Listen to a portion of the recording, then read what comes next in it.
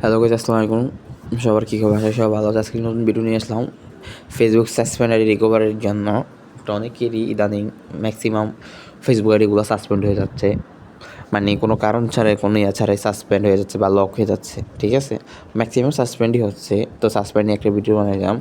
আমি কিছুদিন যাবত অনেকগুলো সাসপেন্ডারই ব্যাক করলাম আর কি, তাই এই নিয়ে ভিডিওটা। আবার অনেকের আইডি সাসপেন্ড হইতেছে, তারা ইনবক্সও করতেছে, তাই ভিডিও বানালাম। দেখেন কত হচ্ছে আপনারা কীভাবে সাসপেন্ড রিকভার করবেন। ঠিক আছে, আর আরেকটা কথা বলতে চাই এখানে, যারা যারা ধরেন লক আনলক বা সাসপেন্ড বা ইম্পোস্টার ওয়ার্কিং ফাইল, তারপর two factor bypass, copy recovery বা ফেস বডি ভেরিফাই করতে চান, তারা আমার টেলিগ্রামে যোগাযোগ করতে পারেন। আমার টেলিগ্রাম আইডি ডেসক্রিপশন বক্সে লিঙ্কে দেওয়া আছে। ঠিক আছে, তো দেখেন একটা সাসপেন্ডারের আমি দেখাচ্ছি আপনাদের। তো মেনলি সাসপেন্ডারি হলে আপনারা এখানে কী কী সমস্যাগুলো ফেস করেন ওটাই দেখাইতেছি। আর টেলিগ্রাম লিঙ্ক ডেসক্রিপশন বক্সে দেওয়া আছে। ঠিক আছে, তো আমি একটা সাসপেন্ডে লগ ইন করতেছি।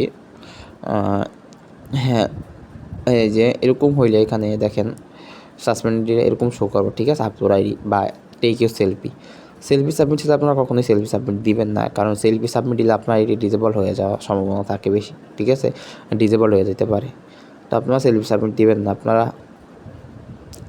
মানে সেলফি সাবমিট দিলে ধরেন ডিজেবল যাইব কি কনফার্ম, তো সেলফি সাবমিট দেওয়ার দরকার নেই। আপনারা যদি কার্ড সাবমিট চায় তাহলে সবসময় ওয়ার্কিং কার্ড সাবমিট দেওয়ার চেষ্টা করবেন। ঠিক আছে, হ্যাঁ, আর সেলফি সাবমিট ছাড়াও আরেকটা ব্যাক করা যায়, তো ওইটা আপনারা আমার টেলিগ্রামের সাথে যোগাযোগ করেন, সমস্যা নেই।